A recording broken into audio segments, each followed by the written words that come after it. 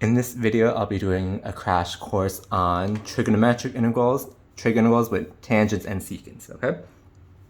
So most people teach you that, at least at UCI, that like if there's an even power of one of the two and there's none of the other, see, I don't know the rules. I'd suggest you don't memorize them. They're too complicated to memorize. They're not that hard to memorize, but it's more complicated to memorize than the sines and cosines, because for sine and cosine, if there's an odd power of either one of them, then you save that one factor of that odd power. Okay? And then if it's both even powers, then you use half angle formula. It's pretty easy. This one's more complicated and there's no complete set of rules, so I just don't see the point to memorize them, okay? Instead, I'd rather suggest just do more problems, practice on more problems. You'll get the hang of trying to manipulate the integral to see what substitutions you could make or any other like identities that you can use to make it more solvable, okay? So let's begin. We have first the integral of tangent cubed secant x dx, okay? So how can we solve this? Well, let's start fiddling around with the integral. Let's see if we cannot save a secant squared in order to let u be tangent x, du would be secant squared. Doesn't look like we can do that. Can we save tangent and secant such that u is secant, du is secant tangent? That might be doable, so let's try that. Okay, so if we save a secant and tangent, then this would become tangent squared x, and then let me do it in a different color, the one I'm saving, secant x, tangent x, dx. Okay, and then we use our identity, the Pythagorean identity, 1 plus tangent squared x is secant squared x. Okay, we do that because we can change this tangent squared to secant squared minus 1. Okay, and then we still have secant x, tangent x, dx. Now it looks like a substitution can be made. We let u be secant x, du is secant x, tangent x, dx. Okay, so our integral becomes u squared minus 1 du. Okay, this is very easy to solve. It's just power rule, u cubed over 3 minus u plus c. And then we back substitute our definition of u, which was secant x. So it'll be secant cubed over 3 minus secant x plus c. And that's how we solve this one.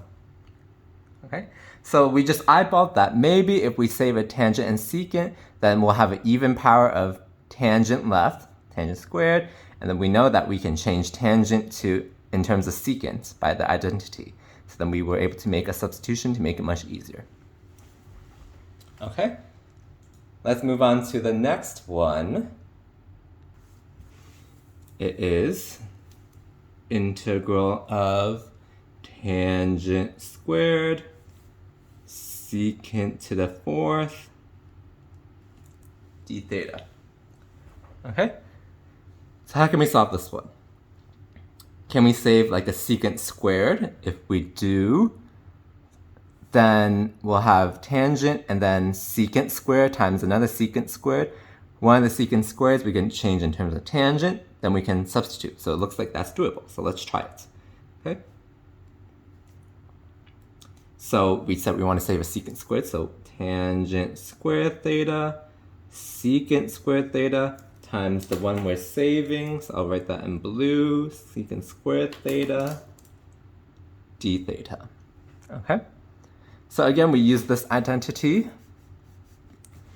to change this secant in terms of tangent. So we have tangent squared theta, 1 plus tangent squared theta, secant squared theta, d theta. Okay? So we let u be what? Tangent theta. Du would be secant squared theta, d theta. Okay, so our integral now becomes what? u squared times 1 plus u squared times du. This is very easy to solve. We can first distribute the u squared. So it'll be u squared plus u to the 4th du. This is just simple power rule. U cubed over 3 plus u to the 5th power over 5 plus c. And then we back substitute our definition of u, so it'll be tangent cubed theta over 3 plus tangent to the 5th over 5 plus c. And that's our answer there.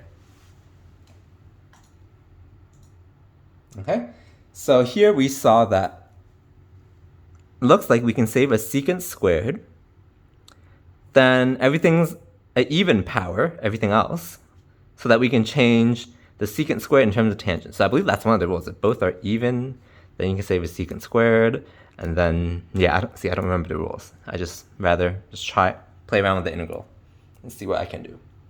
Okay, so let's move on to the last example. This one, I purposely chose it such that you can't use any of those rules. Okay, we have integral of tangent to the 5th x dx. Okay, so I already know that you can't use any of those rules that I know of, so we're stuck with playing around with this integral, seeing what we can do. Okay, so I'll solve it actually two ways. One technique that people like to use is change everything in terms of sine and cosine. Okay, so if we do that, that's simply integral of sine to the 5th x over cosine to the 5th x dx. This is equivalent. Okay. Now, what else can we do here? Maybe we can make a substitution. If u is cosine, du would be minus sine, so we would have to save a sine. And then it's an even power sign, so we can change that in terms of cosine. So let's try that. This is one I'm able to see this because I just have done a lot of integrals, so the more you practice, the better you'll get, basically. Okay, so I was saying that we can save a sine on the top, so this will be sine to the 4th, and then let me write sine x dx, and then bottom is still cosine to the 5th. Okay? We use the Pythagorean identity. Sine squared plus cosine squared is 1, so 1 minus cosine squared x, that's sine squared, so sine to the 4th would be that guy squared, over cosine to the 5th x sine x dx. Now we can substitute. If we let u be cosine x, du would be minus sine x dx. So now this becomes what? 1 minus u squared over u to the 5th minus du. So I pulled the minus sign to the front. This is easy to solve. We just need some intermediary steps. We can FOIL this out on top. It'll be 1 minus 2u squared plus u to the 4th over u to the 5th du. And we can divide by the u to the 5th. So it'll become u to the minus 5 minus 2 u to the minus 3 plus u to the minus 1 du.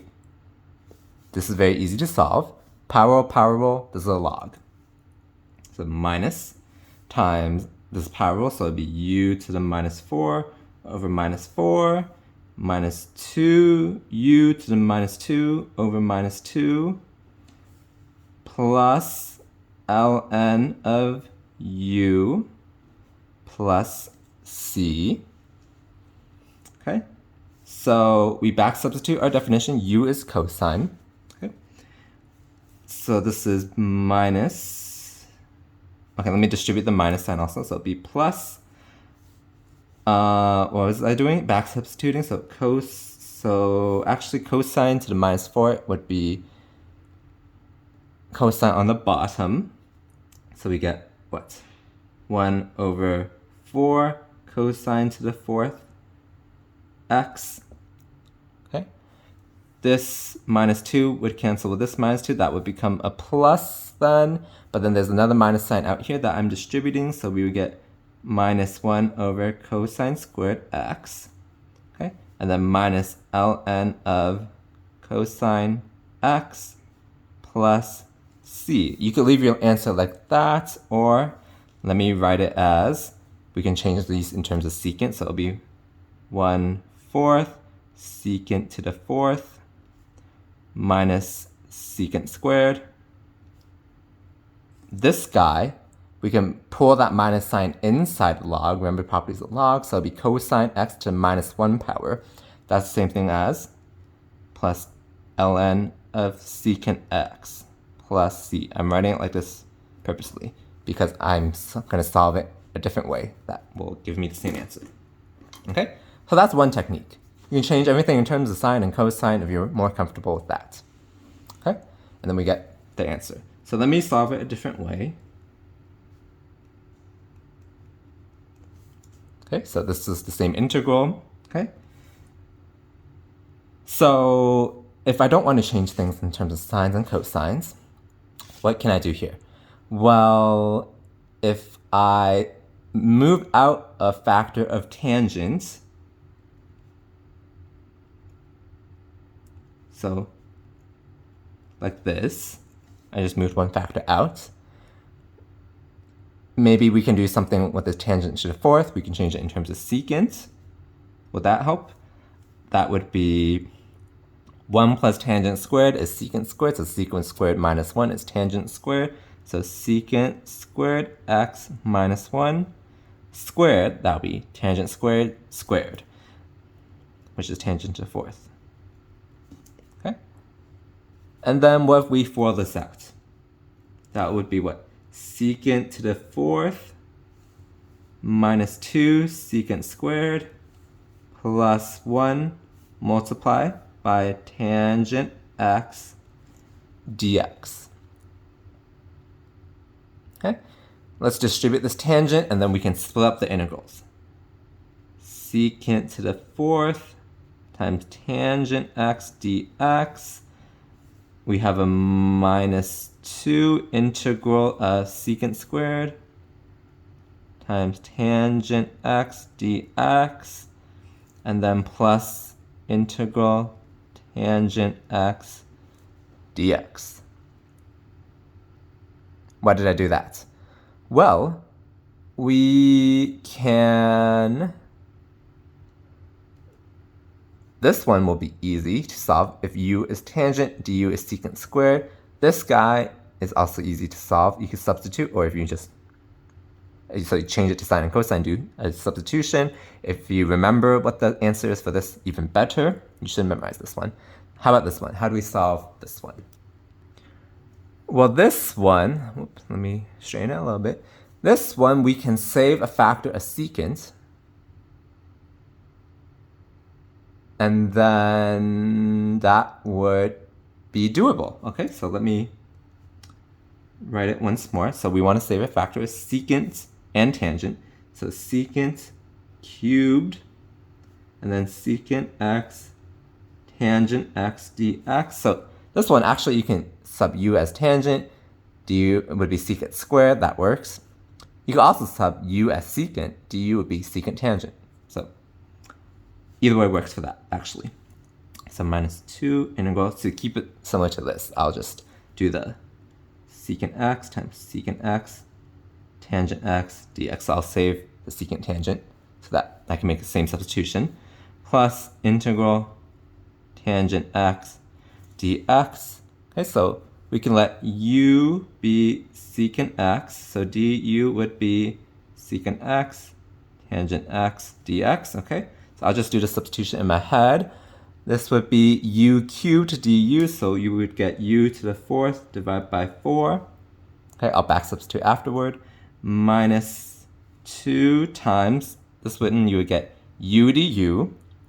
So you get u squared over 2 when we take the integral. Okay, plus this one is just ln of secant x plus c.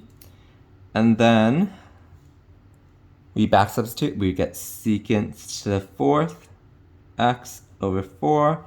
This 2 and this 2 would cancel, so we get minus secant squared plus ln of secant x plus c. Okay, and that's the same answer that we got up here. Correct? Okay, so this just shows you that there's multiple ways to solve the integral. Or the technique, there are multiple ways also. So in this particular case, if you're more comfortable with sines and cosines, you can just play around with it. We saw that it's doable. Or if you just play around with the tangent and secants, it's also doable, okay? So it's up to you what you're able to kind of visualize first, or which one you're more comfortable with, okay?